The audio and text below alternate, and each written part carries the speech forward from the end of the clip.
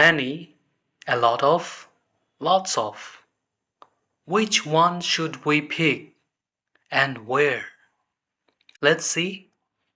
Many সাধারণত countable নাউনের সাথে বসে।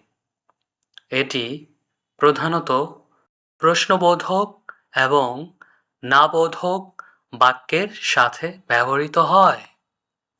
For example, how many people come to the concert?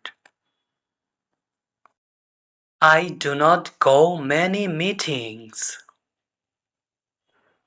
Many সাধারণত so, as এবং to এর পরে বসে।